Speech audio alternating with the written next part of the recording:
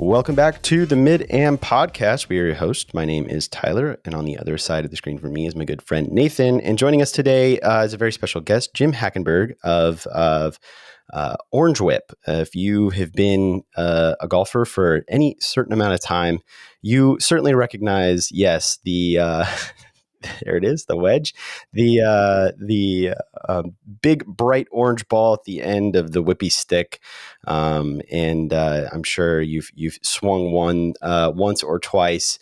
Jim, thank you so much for spending some time with us. Like I said when we were talking before we started recording, both Nathan and I have been using your products. I mean, I remember. I'm just trying to think back, like, when I first started playing golf in like 2006, I believe the Orange Whip was around, if not shortly after. So, I mean, that you're going on at least nearly 20 years. Is that correct with that original Orange Whip training aid? Yeah, 18 years. I actually came up with the idea probably in 04 or 05, but I actually introduced it at the January 2008 PGA show. So 2008 was officially when it started to become recognizable. And just jumping right into it, what was the inspiration, when you were first coming up in 2004, with the idea, what was the inspiration? Sure. And it's an interesting story because there's a progression as to how it developed. My younger days, I played college golf. I was a walk-on at Arizona State University in the fall of 1988. To play with a guy named Phil Mickelson. I don't know whatever happened to him since then, but he was a freshman on that I think he's team. a YouTuber. Yeah. And so I was really into golf, and my whole life goal was to get better at golf. And I played there a year and a half. Didn't want to leave, but I transferred to Oregon State, and I played for the Beavers for the next 2.5 and pursued professional golf. But as a golfer, I was very technical. I was very controlling of the face, and I would think about everything in the golf swing. And I didn't make it as a tour player, so I became a teacher. And I was probably a more detailed and probably too technical of a teacher, and I probably hurt more golfers than I helped at that time. So, but I was always trying to improve, and I was trying to help my students improve. Well, then in 2003, I had a very unique situation. A good friend of mine, who we were trying to play the mini tours together, he made it to the PGA Tour, and he asked me to caddy for him. And I thought, yeah, I'd like to see what that world's all about. So I caddied for him on the PGA Tour in 03 and 04. And then he had injury issues, so then I caddied for a guy named Glenn Natchik for a year in 05. Now, while I'm out there, both of these guys, Patrick Moore and Glenn Natchik, were grinders. They'd hit balls for hours every day. So I have to be on the range every day for hours. And just to pass the time, I started looking at and studying all the other golf swings. And keep in mind, I was a very technical guy, very controlling, and both the guys I worked for had the same kind of mentality. But I noticed a number of tour players who made it look easy. They could roll out of bed, stretch a little bit, and swing in this perfect rhythm with perfect balance and hit it so pure. And the ball was always going where the momentum of that club head was going. So I thought, what are they doing? How is this happening? How is it that easy for them? And why is it so complicated for me? So I would think about it in the hotel rooms at night, just ponder it and think about it, then watch them again. And then I started picking my favorite guys to watch. And my nickname's Hack. So they say, hey, Hack, meet me at the range at 2:00. I'd get there 1:45. I'd look up and down the range and pick out the player I wanted to watch or sit next to. So I'd put the bag next to Jeff Ogilvy, Ernie Els, Retief Goosen, all the rhythm guys. And I'd watch and study them. And really, it was just trying to figure out why it was so easy and effortless for these guys. What I concluded was it wasn't taking a golf club and controlling every inch of it. They were swinging the golf club as if it were a weighted ball on the end of a chain. And if you could swing a weighted ball on the end of a chain, you have to wait for it to load before you can unload at a target. So I thought, well, that's it. So I started to make a deal where I took a weighted ball and put it on a chain, and it worked for a half swing. Once I got it wrapped around my neck, and I thought, well, that's probably not going to work properly there. So I decided that I think the concept's right, but I need something different than a chain. So I found a fishing rod, old fishing rod, cut it down to length, put a weighted ball on the end. And let me even interject why the ball. With a ball, it's dead in the center. There's no club face to worry about. You're just swinging the weight on the end of a shaft. And that got me away from the controlling of the club face, which disrupts the flow and the rhythm. So I knew I had to have a ball in the end. But really, where I stumbled upon, which I think is the crucial element, is this counterbalance. I had known that Jack Nicklaus and Ben Hogan counterbalanced their clubs. They would put weights inside the end of the shaft, put a grip over it. It's perfectly legal, but they didn't tell anyone because they knew it was going to benefit keeping them on plane and allow the transition to happen so much better. So I did a lot of experimentation with how much weight to put on each end. And it was at this time, I mean, I was just using Home Depot parts, fiberglass rods, heavy washers on each end that I could adjust how many I'd put on. And through trial and error, when the device was evenly balanced, when I could balance it in the dead center of the shaft is where balance was at, I that felt the best to me. But then I showed it to the couple of guys I caddied for on tour. I showed it to teaching pro friends of mine. I showed it to low handicappers. Every one of them agreed that when it's perfectly balanced, that's when they felt it was the most on plane and the easiest to swing. So that kind of became the recipe, evenly balanced with flex. So it's going to give you timing, rhythm, balance, and consistency. Now, this wasn't a product at the time. This was strictly to help me become a better teacher. But my first 5 lessons with this finalized prototype, first 5 people said, "Hey, can I buy this thing from you?" And I looked at it and it looked clunky and rugged. And I said, "You'd buy this thing?" And they go, "Oh, yeah, I love it. That was the best lesson I ever had." So I thought, I'm going to start a business. So in summer of 2007, I hatched a plan to raise a little capital, move to a high golf density area, which is South Carolina, and decided to start making these in the garage. And that's how it all began. Cool. That's incredible, man. It's interesting to think about, like, think back on that time. I'm thinking about all of like the Golf Magazine and Golf Digest, like, the tips and tricks that they gave you in those, and like, you're saying I was super super technical, all very position oriented, and that is what was in vogue, at that time, and so for you to come up with something that was so more sequence based. And that, if any of the listeners of our podcast know, Nathan and I are big on sequence. A lot of the experts that we've talked to, one of our favorite guests, Drew Cooper, who is, he's out of Northern California. Dude hits it a mile, has 140 club head speed, but you wouldn't think he's swinging over 100 miles an hour, just the way that his body moves. He's one of those, kind of big, like, fluid motion guys, very Ernie Els, a little bit more, a little bit more violent, but generally you look at it and you're like, there's just no way that club head is going nearly 150 miles an hour. Um, and he, when we've talked to him, he's like, uh, you can be the strongest, fastest guy in the world, but if you don't move at the right time, if you do not, if you do not get the sequencing right, you're not ever going to deliver speed to the ball. And you're going to have a very hard time delivering a consistently square club face. And so it's interesting to me, at the time you were like well ahead of your time in putting a major emphasis on, no, don't think about angles and positions, like, get a continuous fluid motion going, and you're going to see results. I mean, did you had mentioned those first 5 lessons, they were very successful. People were like, hey, I want to buy this thing, and that's what was the catalyst for you starting this business. But as you kind of started, going to the PG, like the 2008 PGA show, was there any, like, pushback or scoffing by the powers that be, saying, like, there's no way that this is going to fix anyone, like, this is a flash in the pan, it's a gimmick? Did you get any sort of feedback like that, knowing at this time that, a lot of instruction, especially, in media, was very, very positioned, very technical, and not so much on the sequence stuff? Yeah, that's a great question because when I brought it to the January 2008 PGA show, I had never done a show, any type of golf show, and I wasn't even knowing what to expect when getting there. So I kind of did a practice round the week before the PGA show. There was a golf show in Evansville, Indiana. And I said, well, I'm going to just go there, just see what it's like. I don't really know what to expect. But the one in Indiana was purely consumers, regular golfers.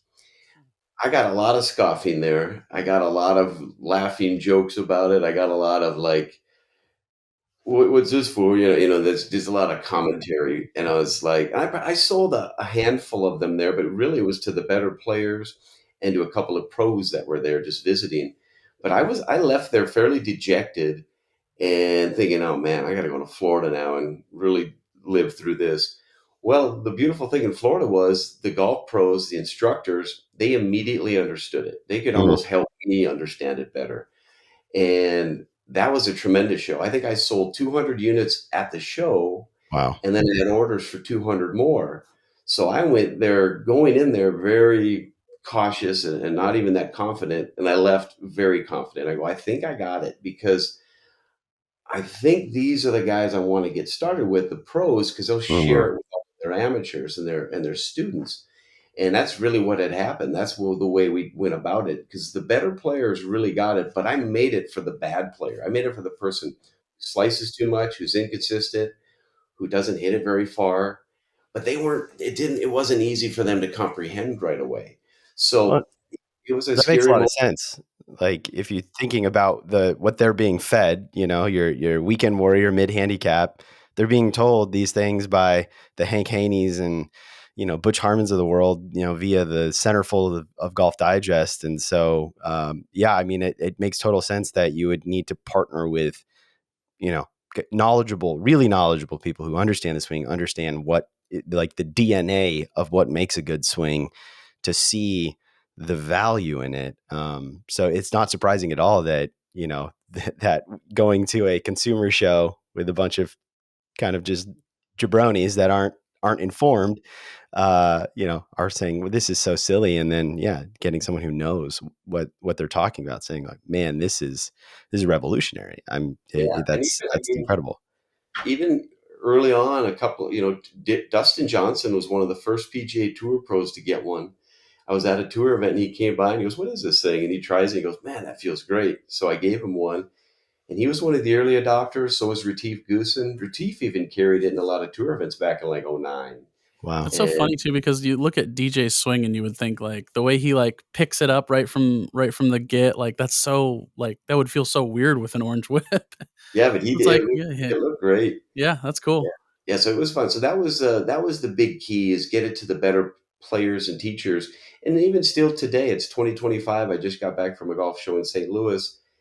And so many people, they go, I see these things everywhere, but I don't get it. Or Mm, I've got one, but I don't understand how to use it. So my goal in life at this moment is to try to still educate the average golfer or the person trying to get better as to why this will benefit their game.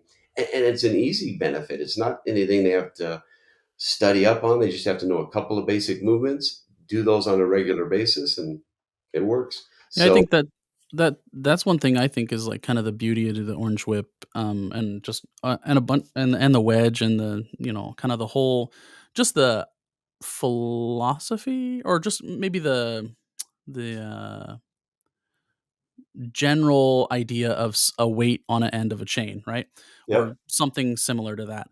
That it's so simple that I think a lot of people think, well, this must not be that, you know, uh, great because it's not complex. It's not yeah. um, some really high tech thing, but it's so intuitive.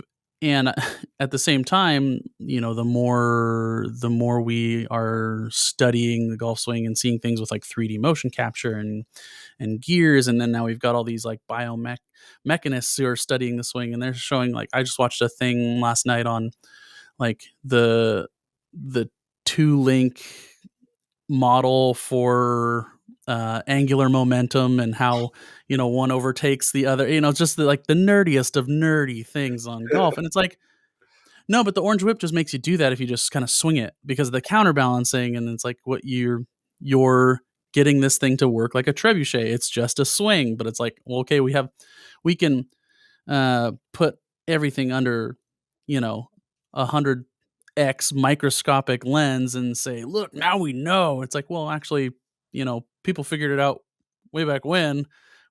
And you had old coaches who were like, well, I just look at the ball flight, you know, or you've got products like yours and with Orange Whip, and it's like, no, these things work and they're really elegant. They just seem simple. So yeah, I get what you're saying with the education piece, because it's almost kind of like it's it fools you almost. Yeah, and even talking about the nerdy of nerds in golf, the golfing machine, there's a lot of disciples of the golfing machine, and I was Yeah. kind of figuring they wouldn't like it, but I've had so many of them contact me or come up to me at events and say, I'm a golfing machine disciple, but the Orange Whip accomplishes all the things we learned in that book. So I was very happy to hear that. Not saying you won't maybe want to go to that level, but if it fits into that box and then Yeah. fits into the Boo Weekly box where it's just swing like Yeah. an athlete, Yeah. and it's kind of an interesting spectrum of choices. So I was very happy about that. I expected probably about 25% of golf pros to not like it. This is before the PGA show. It's pretty rare that I meet one who doesn't like it, and if they don't like it, after talking with them and having them try it, they come around. So it's a rarity from a better player, a better teacher not to like it. So I'm very happy about that, because I predicted it would be 25% plus maybe that didn't think it was worthwhile.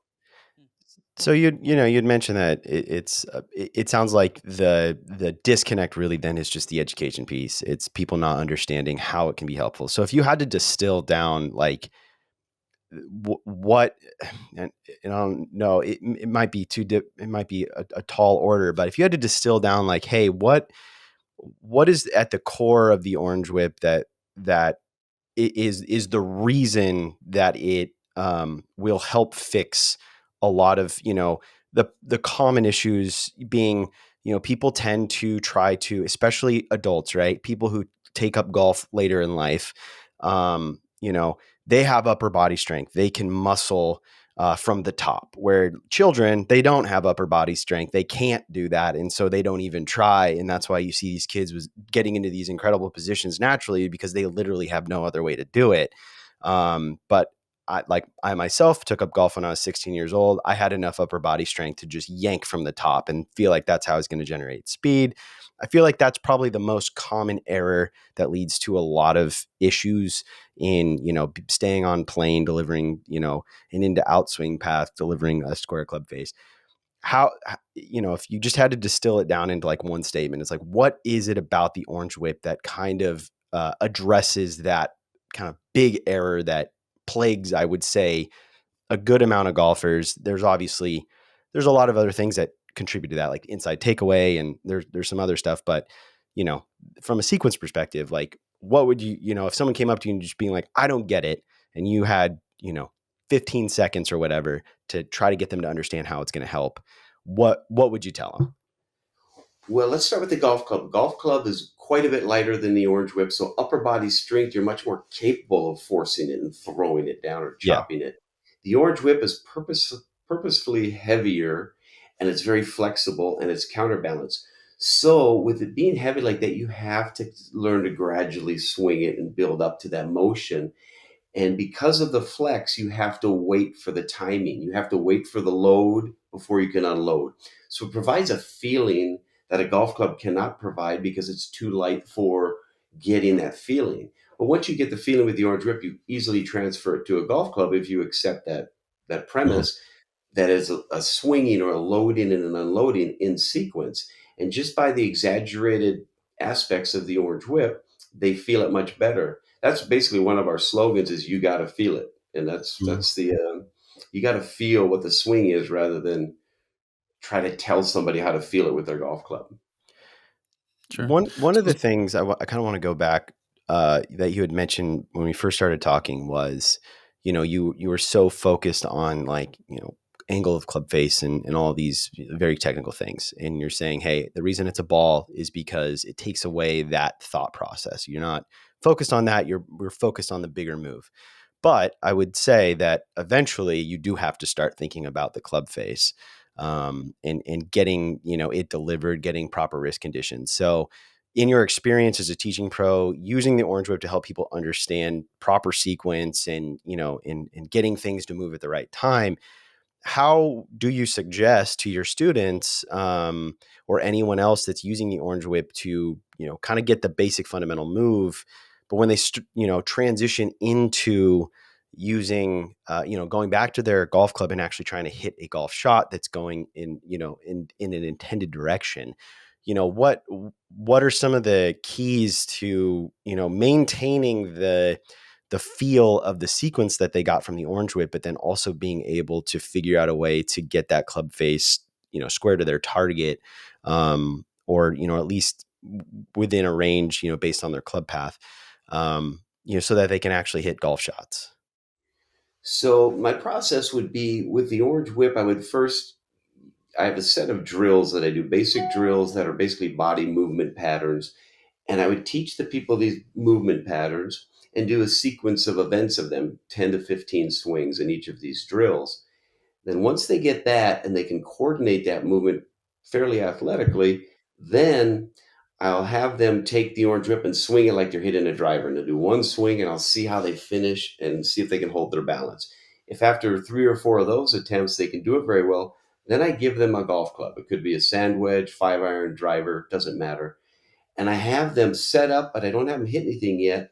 I have them slowly swing the golf club back and forth in rhythm, gradually building, getting in sequence, and then powering up to the speed they're comfortable with. Once they're doing that very well, then I'll say, okay, let's just use that motion when we hit some shots. So then what my lesson really becomes is I want to then work on their setup, their ball position, their posture, but with that orange whip swing. If they're hitting a series of big hooks, it could be a strong grip issue. If they are in a bad posture and the ball strike isn't direct, there's could be an adjustment there. I'd rather people learn their swing, their athletic swing, and then work on posture. And that's what I tell all of my students that I'd work with. When you go to the range, warm up with your orange whip, find your swing, but then just work on posture. Don't be a guy like me when I was young who's willing to change his swing technique every third ball because I didn't like what was happening. And that's just like a dog chasing his tail, just running around, and they never get anywhere. And so it's really the process of just learning this motion. And the beauty of the orange whip is doesn't matter what size or height you are, because you're going to be able, your posture will be such that will dictate what swing plane will work best for you and the path and so on and so forth. So I'm just really there to get them swinging, and then let's forget about the control of the swing. Let's focus on your posture, your setup, your aim at a target, and let's swing that orange whip idea to that target. So that's basically how I would progress with a student. That's I was gonna say the first time I picked up an orange whip, I remember thinking like, what is this unwieldy, you know, thing? And I think that's probably the crux of the matter is I was kind of probably white knuckling it and trying to swing the orange whip or I should say move the orange whip kind of through my whatever hitting motion versus swinging the orange whip. So I think that's maybe some like a good distinction. Like if you've never tried one of these, and you pick it up, don't. I think correct me if I'm wrong, but you shouldn't feel like you're fighting it. Like try and find the way that it moves Yep. on its own and doesn't feel like a fish on a line, so to speak. Um, is that would you say that's correct? Like kind of just That's let it. That's correct, because and that's why I always encourage everyone for the first time they swing it, start slow, almost like a putting stroke, then a chipping, pitching motion, and gradually build up till you feel comfortable with it and you're making a nice full swing. Then they can power it up and they start to learn to use their legs, their feet, their legs, and their core rather than the hands. Because like you said, if you white knuckle it and you try to force it, it will throw you off balance. It'll feel very awkward, and Mhm. I've had some scary moments at consumer shows where I'll demonstrate it. I'll tell them to start slow. They'll get in there and they'll make the hardest, fastest full swing you ever saw. And it almost kills somebody. And it's a very Yeah. scary moment. But once they learn to slow down and let it develop, they're amazed at how it finds their very athletic swing. And what's even better, a lot of times at these shows, their golfing buddies are with them, and they got a beer in each hand, and they're watching their buddies swing it. And at first they're joking, but then after about 20 seconds, they go, "Wait a second, that doesn't look anything like your swing. That actually looks pretty good." And then they start to their mind opens up, and then they all want to try it.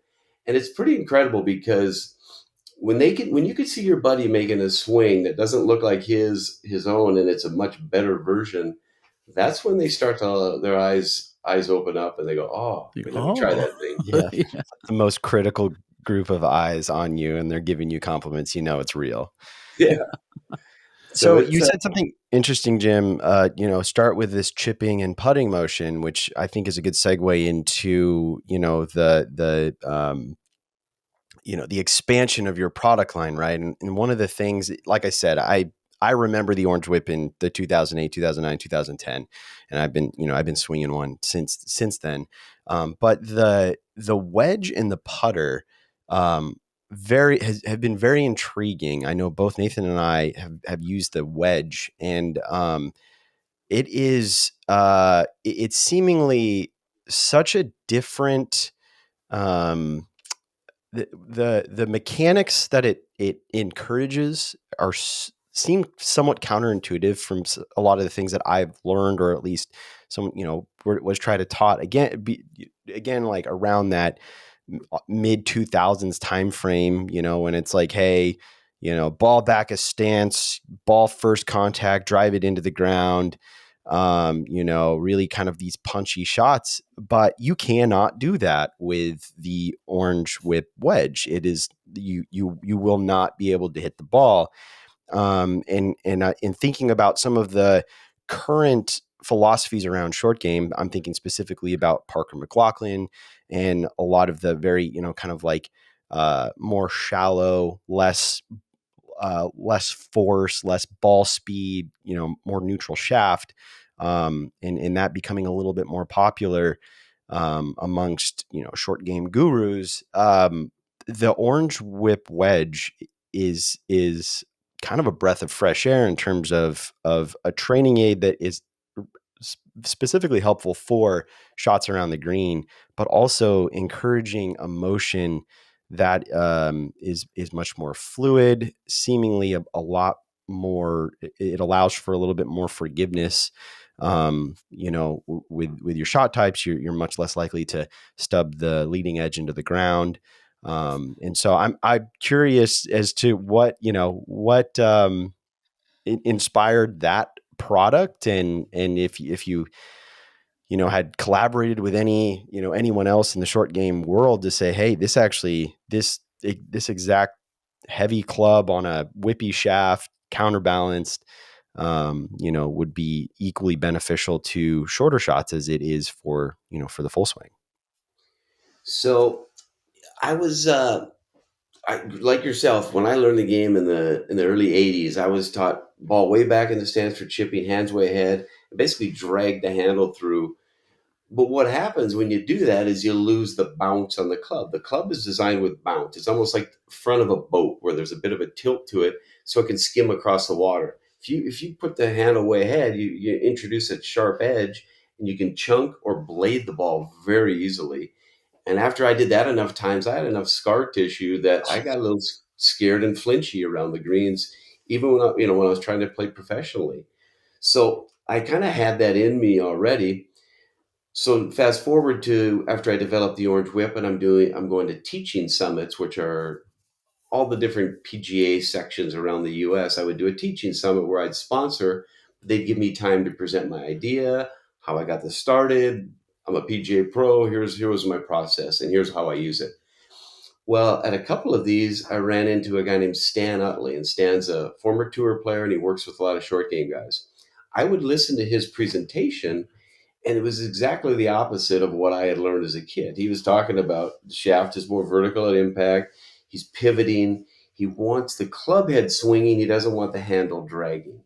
So he really wanted that club head swinging. So I started to get to know him, and I ended up taking a lesson from him, and it was completely opposite of what I had learned. But what he was allowing me to learn was the bounce on the club will give you room for error. Hmm. and as long as you properly swing it. And he goes, Jimmy, you've already invented this concept with the orange whip because that's what you're really teaching people. They're swinging the orange ball, they're not dragging the handle through to try to control it and then chicken winging and they're hitting terrible shots. So he goes, we should put a wedge head on this so people can learn the same concept but on a smaller swing. And that's basically how that started is he wanted to use it to teach the way he already teaches, but it's an easier way to share it because we can then feel the difference, feel that there's a load and an unload and there's a patience to it, and there's a swinging of the club head and a pivoting of the body rather than a frozen body and just dragging it. So that started because of Stan. And the reason he liked the counterweight so much, even on short shots, like the full swing, it really has to do with the swing plane. But on short shots, the counterweight actually encourages the handle to stay closer to your body so the club head can swing. And it acts as, I don't want to say an anchor, but in a sense, it does. Same with our orange whip putter. It acts almost like an anchor rather than it has to do with dragging the handle. So it was the interaction I had with Stan Utley and learned more about how a wedge is designed to work that we compiled this new version. And I tell you what, it's helped me a ton, and it's allowed me to free up and trust what I'm doing rather than hoping I connect just perfectly and not chunk or blade it. So that the wedge has been great for me, and again, I want more and more golfers who struggle with the short game to try it. And if you really struggle, it's not going to be easy the first day, but keep going, keep going. After a short time, it's going to become a lot easier, and then you'll comprehend what's happening with that motion. Yeah. Something I always found interesting was counterbalancing. I remember the first time I picked up like a one of they started making like longer putters that were like Yeah, 38-inch or something with a big heavy thing, and it was under the grip and it was more counterbalanced. And that was the first time I really felt. I feel like the in club building and swing or in fitting they call it like swing weight. The difference there between like one feels like a sledgehammer where all the weight's out at the end and it feels really like you when you put in force to that you tend to move the handle end which is lighter and you're kind of doing a lot of this stuff versus if you have something that's got that weight under the grip hand or in the counterbalance area it feels more like you're lifting up a like a dumbbell or something where you're grabbing it and there's weight on either end. It feels so much more stable. So yeah, I really like the wedge. I pretty much use it, every time I'm golfing or going to the range as like a warm up thing and just kind of getting my. I started doing it last year when I got my hands on it. That it was, really using it to try and get the release going in a more effortless way. And also, I have a tendency to really kind of like uh, um, race with the hands and the upper body and kind of yank and all that stuff like they were saying. So, or like Tyler was saying earlier. So it it's funny because to me it's like I have to feel like I almost kind of cast it like crazy or like let that weight start getting out and around for me to time it up appropriately, which feels, wrong, quote unquote. But that's actually how I should be moving if I'm just letting the swing dictate. So yeah. And if you even like when I'm a PGA member, so I go to at least one day a year at Augusta, and watching them pinch those little chips off that tight grass, it always amazes me because they're hardly taking a divot. Some do, but the really good ones are just skimming it, and the ball just pops up. It's beautiful to watch. So yeah, that's what this will help people to understand and more accurately do it. yeah, I I think the vilification of casting, especially in again in this like this, it seems to be a very detrimental time in instruction. That kind of like 2004 to 2015 era of like it's like don't cast, you got to hold your angles, get the lag. But now that we have a lot of these 3D models and things like that, gears and all that, it's like no, like casting has to happen. It just like extension, early extension, not good. extension at the right time is critical, is absolutely necessary. You cannot hit a golf ball. Casting, or the idea of kind of releasing that, I think it's ulnar deviation, releasing the club head, it has to happen. You cannot hold. And that's where I think I know myself have gone through, phases of the yips, especially with the short games, like, yeah, trying to like hold onto that angle, drag it through. And then with the full swing, trying to, hold that lag, all that stuff is incredibly detrimental. It's counterintuitive to, what the actual result is. You think you're doing one thing, but you're doing the opposite. Whereas you need to cast, you need to extend, you just have to do it at the right time. And that's why I think like the Orange Whip product, it's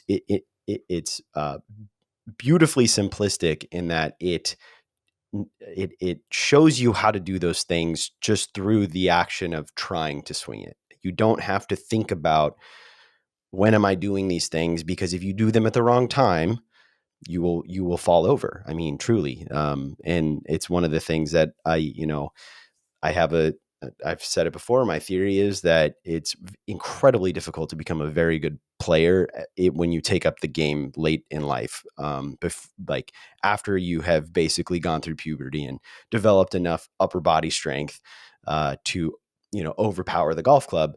And so like that's why me personally, I think the Orange Whip is truly one of the best training aids out there, physical training aids out there, because it kind of replicates the conditions that you would be under as a child who cannot overpower the inertia of the club head moving in space.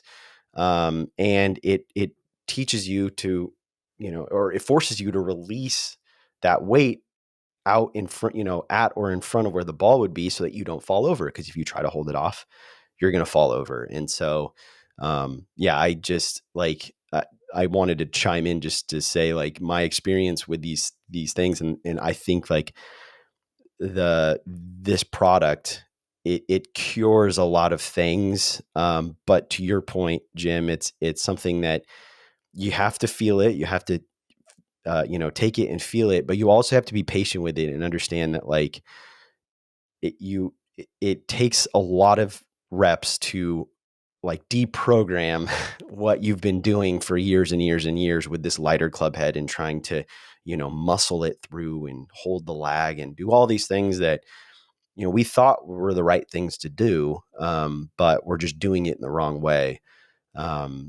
So yeah, I just like unbelievably simple concepts, but that's usually the best, the best medicine for such a complex motion that the golf swing tends to at least feel like. So yeah, I just, again, kudos to you. The other one was the putter is very interesting. I personally have not had an opportunity to hit the putter, but that's another interesting one to me.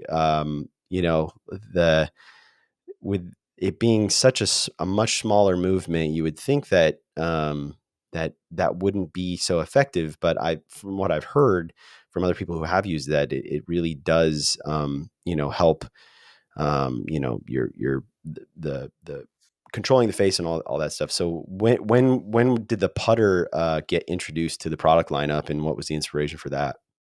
So it's kind of a long story, but I'll make it brief. So, are you familiar with a thing called the putter ball? Yes. Probably 20, 25 years ago. It's a steel ball, the same size as a golf ball with a shaft and a grip on it. Yeah. I like the idea. I got it. It's kind of like those steel balls that on a business Newton's card. Cradle. Yeah. And I used to have one of those when I would travel on tour caddying, and I would swing that full swing in the hotel room. And that's kind of what developed the Orange Whip. It was that things because that's why I knew I liked the ball on the end of it because it took my mind off of the club face. Yeah. But then I kept thinking about it as a putting concept. I go, this is a great idea, but it's just way too hard to use. And I thought, if I could develop a putter face that had a radius to it, top to bottom, right to left, a ball, like a bulge and roll, top to bottom, right to left, but with a radius where it could expand out, I could still have that Newton cradle effect where all the mass is hitting the equator to the equator. So that was really what spawned the orange whip putter after I'd already developed the flexible shaft and the counterbalance effect. But I wanted a putter that was like the putter ball, but not as hard to use. So the putter we have, it's right and left-handed. It's kind of like an old bullseye, which you can hit either side. So I really wanted that. But I call it a fat bullseye because there's more mass in the center of it. And I have the radius at a 10-inch radius, or what would be a 20-inch diameter sphere. And I've got the equator of that putter face right at the same. It's at the same level as when you're hitting a golf ball. It's equator to equator, so it's really encouraging you to hit the center of that golf ball and on the path you want it to roll. If you think of the game of pool, if your cue ball hits an impact ball straight on, it's going to go in the same path it got impacted. If you glance it, it's going to go offline. So with this round face, you have to hit the dead center of that surface. So it's going to train you center contact. The flexible shaft is going to act for your timing and flow of the stroke because it will bend when it goes back, but then it will unload at impact if you have the timing and sequence correct. And then the counterbalance, again, acts as kind of a stabilizer or more almost like an anchor. We can't anchor putting any longer, but it has the same effect. Yeah. And so it's kind of a three-part deal: the counterweight, the flexible shaft, and then that round putter face. I love the putter, and we've done okay with it, but I think it's an underachiever because still not enough people understand what it's really doing or why they would do it. But if they use that for 10 minutes on a putting green and then go to their normal putter, their putting flow is going to be way better. They're going to hit the center of their putter face, which every putter works better if you can hit it solidly in the set, wherever the sweet spot is. Yeah. So I continue to hope that grows faster. And I'm always grateful when I talk to teaching pros that use it a lot. Like I had numerous conversations at the PGA show a couple of weeks ago. And the amount of guys who use that in their clinics or even for some of their better players, the results are tremendous. I just haven't gotten enough of the market share to fully get people to comprehend it yet. Hmm. Yeah, the flexible shaft I think is interesting, and I didn't really understand like that being beneficial until I was watching a video with Brad Faxon, who's pretty good at putting, and he talked about the loading and unloading, with the putter, and at first I was like, that just it's a putt, you're not swinging fast enough to feel those forces, but then at the same time, I have to step back and be like, well, did I play on the PGA Tour on a Ryder Cup? And am I like teaching Rory, am I giving Rory putting lessons? No. So maybe Brad knows what he's talking about. Well, Tiger Um, used to talk about releasing the putter yeah. Yeah. all the And time. well, and then now, and then, fast forward a little bit, we're seeing the advent of these super stiff, graphite putter shafts to try to remove some of that deviation caused by the flex, because even at a slow the slow club head speed of a putter, there is still deflection as that the ball hits the putter face, and then there's deflection even in the shaft. It's not as obviously severe as a full swing. You're talking 120 miles an hour on the driver or whatever, but it's still there and it still makes a difference. And when you're talking about over a 10-foot putt, if you're off 1 or 2 degrees, that can you're gonna miss a putt. So That like leads that. Good. I was gonna say that kind of leads me into a question I had for Jim is like, now that you've, been using the Orange Whip for so long and diversified into these other products, has it changed? Like, because Tyler and I love gear and club fitting stuff and tech.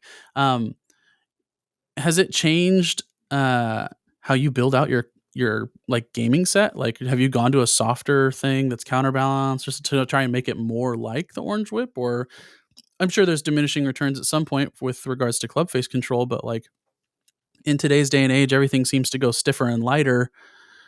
You know, how have you seen with people who use the Orange Whip stuff a lot? Like, do they start playing different shafts and gear?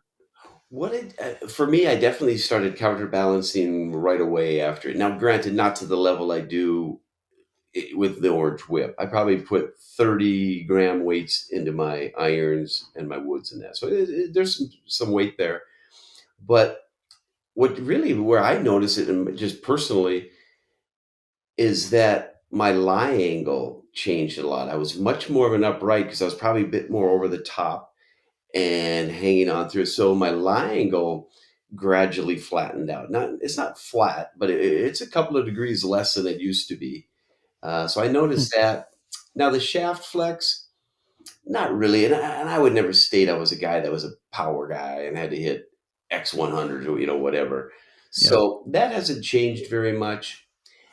And from conversations I've had with other golfers, some of them have tried to counterbalance them, and they do like the effect, but it's sometimes it's not as easy to find or to get that the plugs, because there's a long story about Sure. to get the grips on and what have you. But lie angles has changed with some players I've worked with, as well as some have experimented with different flex, and they've gotten away from just way too stiff of a shaft, because there's only a handful of people who really probably need to do that. Sure.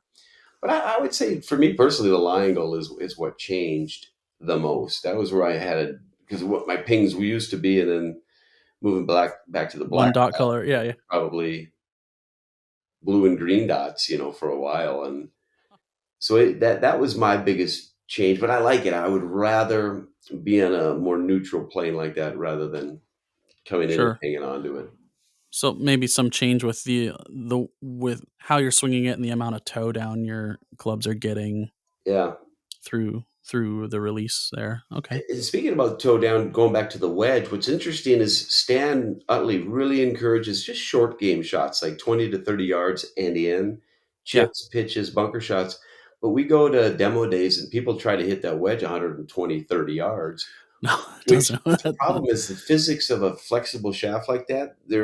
It'll droop, the toe will go down, and a very good player will droop quite a bit, and the face will be open, and they'll hit it off the toe, just because of the physics of that shaft. So Yeah. we don't. I mean, people will always try to hit it far with it, but the point is, it's more of a smaller swing type of a shot. Yeah. I definitely noticed that, like, immediately. It was just like, okay, these like 40-yarders are fine if I give it any more, even if it's not like more effort, but just kind of a bigger swing. All of Yeah, a sudden, it's like you're getting these high rights that it's like, well, the club face just it can't. There's no Yeah. way. No, you'd have to manipulate it past the point of Yeah. being like Yeah. beneficial.